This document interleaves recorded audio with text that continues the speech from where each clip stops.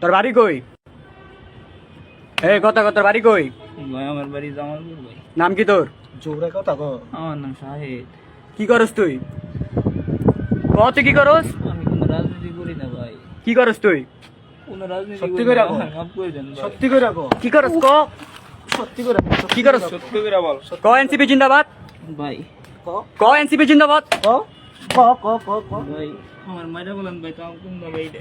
ক এনসিপি জিন্দাবাদ। ক গতকালকে জামালপুরে এক ছাত্রলীগ জামালপুর জেলা ছাত্রলীগের এক সহসভাপতিকে কিভাবে নির্যাতন করা হচ্ছে আপনারা দেখেছেন নিশ্চয়ই। আজকে আমি একটা মর্মান্তিক গল্প আপনাদেরকে শোনাবো। আপনারা আপনাদের মাথায় রাখবেন, স্মৃতিতে রাখবেন, আপনাদের পারলে কোথাও সেভ করে রাখবেন। আমি বেঁচে থাকতেও পারি, নাও থাকতে পারি, স্মৃতির পাতায় যেন এই গল্পগুলো লিখে থাকে। যদি বাংলার মাটিতে কখনো জননেত্রী শেখ হাসিনা আবার ফিরে আসে, বাংলাদেশ আওয়ামী লীগ যদি আবার ফিরে আসে, আমরা যদি তার তৃণমূলের কর্মী হয়ে থাকি, আমরা যেন এই জুলুমের বিচার পাই, সেটা নিশ্চিত করার জন্য আমি এই ডায়েরি হিসাবে এই গল্পটা লিখে রাখছি, বলে যাচ্ছি আপনাদের কাছে। আজকে আমি বলবো যাকে নিয়ে, সে আমাদের তৃণমূলের একজন কর্মী, ছাত্রলীগের ইউনিয়ন ছাত্রলীগের সভাপতি। তার বাড়ি হচ্ছে চাঁদপুর ফরিদগঞ্জে। তার নাম শাহ আলম রাব্বি। সে গত 19শে জুলাই রাতে তাকে গ্রেপ্তার করা হয়। তার ওয়াইফ সন্তান সম্ভবা 22 তারিখে আনুমানিক ডেলিভারি ডেট ছিল তার। কিন্তু সে তার ওয়াইফ পুলিশদেরকে অনেক অনুনয় বিনয় করে হাতে পায়ে ধরে রিকোয়েস্ট করেছিল তার স্বামীকে যেন ডেলিভারির আগে যেন গ্রেপ্তার করা না হয়। কিন্তু পুলিশ সে কথা না শুনে তাকে গ্রেপ্তার করে নিয়ে যাওয়া হয়। যখন শাহ আলম রাব্বিকে গ্রেপ্তার করে নিয়ে যাওয়া হয়, তখন কিছুক্ষণ পরেই শাহ আলম রাব্বির ওয়াইফের প্রসব বেদনা উঠে, তাকে হাসপাতালে নিয়ে যাওয়া হয়। পরিবার পরিজন থেকে তাকে হাসপাতালে নিয়ে যাওয়া হয়। সে একটা কন্যা সন্তানের জন্ম দেয়, কিন্তু সে নিজে আইসিইউতে চলে যায়। ঠিক তার 4 দিন পরে 23শে জুলাই শাহ আলম রাব্বির স্ত্রী এই দুনিয়ার মায়া ত্যাগ করে। কি অপরাধ ছিল এই মেয়ের? সে পুলিশদের কাছে শুধু বলেছিল, আমার স্বামীকে এখন গ্রেপ্তার করেন না, আমার স্বামীকে আমার সন্তান জন্মের পরে প্রয়োজনে হসপিটাল থেকে আমি আপনাদের হাতে তুলে দিব, আপনারা হসপিটালে থাকবেন, আমার স্বামী হসপিটালে থাকবে, আপনারা এখান থেকে আমার স্বামীকে গ্রেপ্তার করে নিয়ে যান। শুনে নাই, শাহ আলম রাব্বির বিরুদ্ধে কোনো মামলা ছিল না। তার বিরুদ্ধে অভিযোগ ছিল ইউনিয়ন বিএনপির কার্যালয় ভাঙচুরের অভিযোগ। দখলদার ইউনূসের পুলিশ বাহিনী থেকে শুরু করে যতগুলো আইনশৃঙ্খলা বাহিনী আছে, কতটা নির্দয় তৃণমূলের আওয়ামী লীগের নেতাকর্মীদের উপর, তার একটা উদাহরণ শুধু আপনাদের সামনে তুলে ধরলাম। শাহ আলম রাব্বি এখন জেলে। তার 2টা সন্তান, একটা সন্তানের বয়স আজকে আমি যখন ভিডিও করছি তখন এটা 4 তারিখ, 5 তারিখে 5ই আগস্ট। 5ই আগস্টে তার বয়স হবে হয়তোবা 16 থেকে 17 দিন। কি অপরাধ ছিল শাহ আলম রাব্বির সন্তানদের? তাদের কাছ থেকে তার মাকে ছিনিয়ে নেওয়া হয়নি? শাহ আলম রাব্বি কোনো খুনের আসামি নয়, কোনো দর্শনের আসামি নয়, কোনো রাষ্ট্রদ্রোহী কোনো মামলার আসামি নয়। তাকে গ্রেপ্তার করা অতটা জরুরি হয়ে পড়ে কেন? আজকে শাহ আলম রাব্বির স্ত্রী পুলিশকে বরংবার বলেছে যে আমার প্রসব বেদনায় কিছু ব্যক্তিগত সমস্যা আছে, ব্যক্তিগত কমপ্লেক্সিটি আছে, আপনারা আমাকে সময় দিন, আমার স্বামীকে আমার পাশে থাকা খুব জরুরি দরকার। অপরাধ যদি করে থাকে, শাহ আলম রাব্বি করেছে, তার বিনিময়ে কি হয়েছে? এই মেয়েটার মৃত্যু। আজকে বাংলাদেশে কোনো সুশীল সমাজ এই নিয়ে কথা বলে নাই, কোনো পত্রিকা রিপোর্ট করে নাই। একটা পত্রিকা রিপোর্ট করেছে, ঢাকা পোস্ট লিখেছে চাঁদপুরে ছাত্রলীগের নেতাকে গ্রেপ্তার করার 4 দিন পরে স্ত্রীর মৃত্যু। কিন্তু কেন মৃত্যু হয়েছে সেই কথাটা তারা লিখে নাই। সেই কথাটা উঠে এসেছে আপনাদেরই প্রিয় সাংবাদিক জুলকারনাইন সায়েরের একটা পোস্টে। ধন্যবাদ জুলকারনাইন সায়ের এই কথাটা লিখে আমাদের সামনে তুলে ধরার জন্য। হয়তো আমরা জানতেও পারতাম না, আমাদেরই এক সহকর্মীর জীবনে এত করুণ এক কাহিনী ঘটে গেছে, আমরা জানতামও না। মানবিকতার দিক থেকে হলো সেদিন শাহ আলম রাব্বিকে ছেড়ে যাওয়া উচিত ছিল, কিন্তু ছেড়ে যায়নি।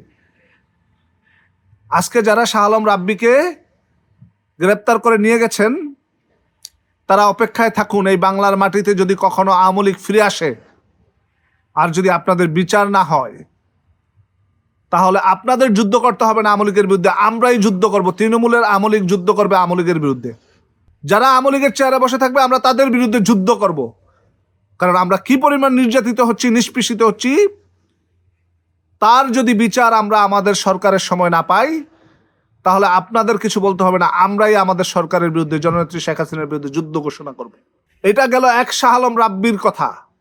সারা বাংলাদেশে তৃণমূলের নেতাকর্মীদের উপরে এই থেকেও ভয়ঙ্কর নির্যাতন চলছে, নিপীড়ন চলছে, নিষ্পেষিত চলছে। গতকালকে জামালপুরে এক জামালপুর জেলা ছাত্রলীগের এক সহসভাপতিকে কিভাবে নির্যাতন করা হচ্ছে আপনারা দেখেছেন নিশ্চয়ই। ছাত্রলীগ দমিয়ে যাওয়ার নয়, তাকে নির্যাতন করে তার মুখ থেকে স্বীকার করাইতে চেয়েছে, বল এনসিপি জিন্দাবাদ। সে বলেছে আমাকে মেরে ফেলুন, তবুও আমি বলবো না এনসিপি জিন্দাবাদ। যে সংগঠন জাতির পিতার হাত ধরে গঠিত হয়, সেই সংগঠনে যদি একবার আপনি জয় বাংলা বলেন, আপনার দ্বারা সম্ভব নয় আর কোনো কিছু বলা।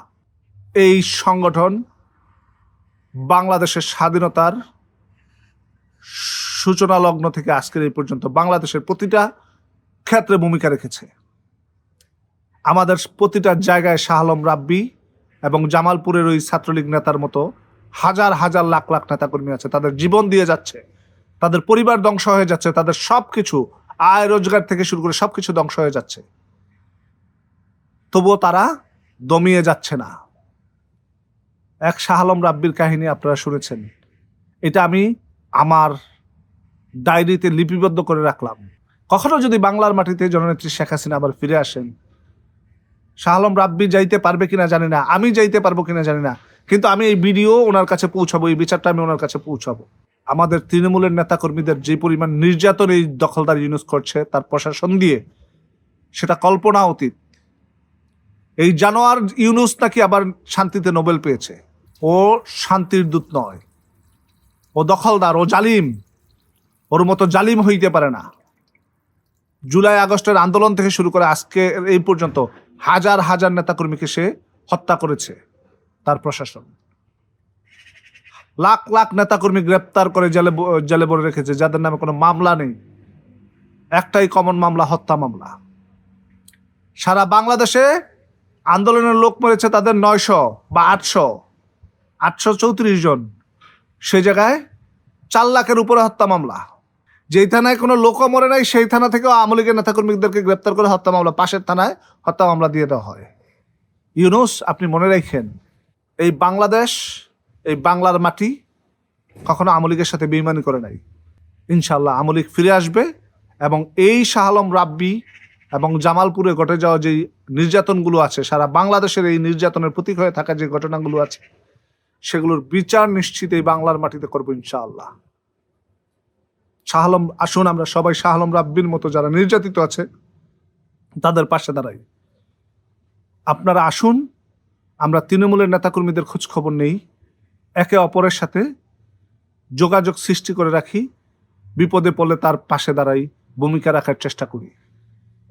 এখন দলকে সংগঠিত করার সময়, এখন কোনো কোরাম করার সময় না।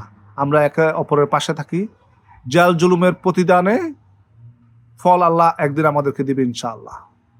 আজকের মতো এই পর্যন্তই। জয় বাংলা, জয় বঙ্গবন্ধু, বাংলাদেশ চিরজীবী হোক।